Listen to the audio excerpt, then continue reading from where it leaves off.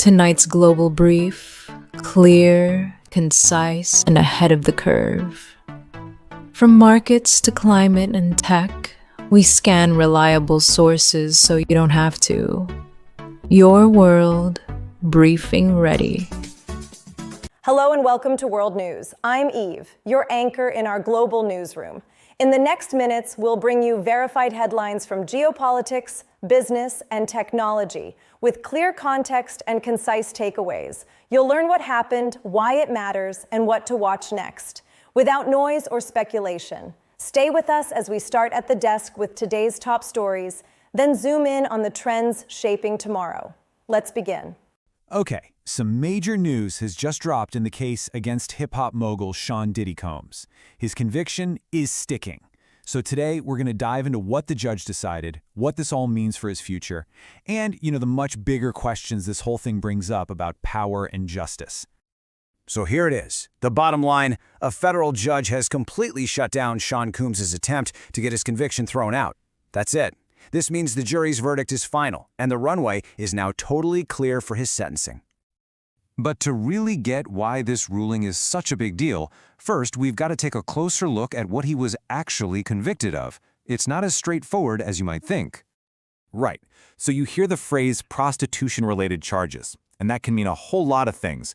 But in this specific case, here's what it boiled down to.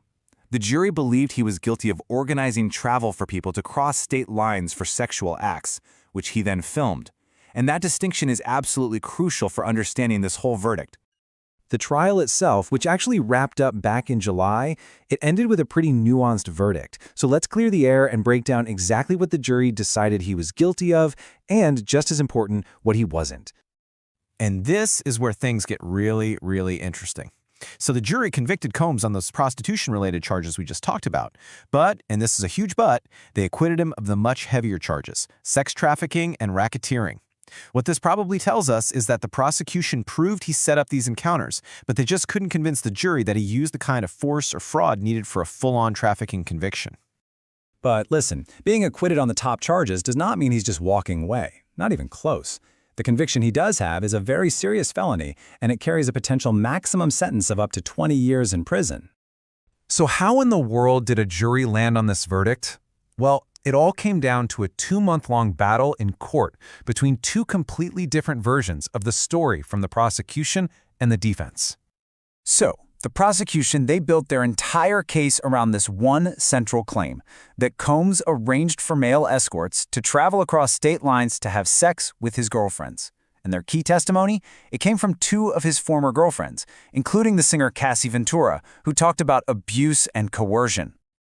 This right here, this gets to the absolute heart of the prosecution's argument. They claimed this was never about consensual acts. It was all about coercion.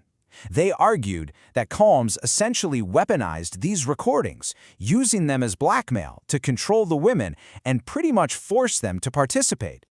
Now the defense, they painted a totally different picture. They argued that the women were consenting adults, and that the recordings were just a kind of amateur pornography that should be protected by free speech.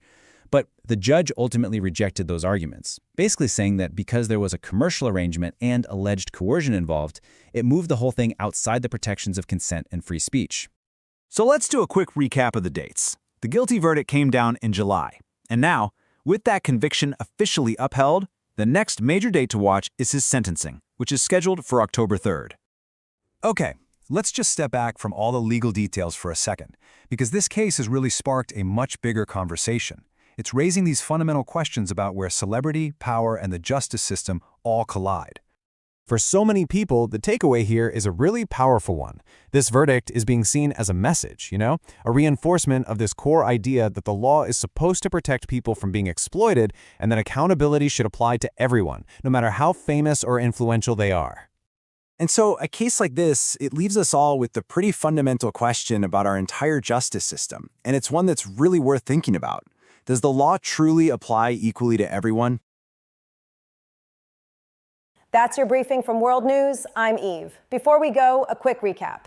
Key decisions in policy and markets, signals from tech and security, and the human angles behind the numbers. For more depth and verified updates, follow my channel World News Eve and enable notifications. We'll be back soon at this desk with clear facts and practical context you can use. Until then, stay informed and stay kind. Like my video, leave your comments, and help me bring news to everyone. From me to all of us, be happy.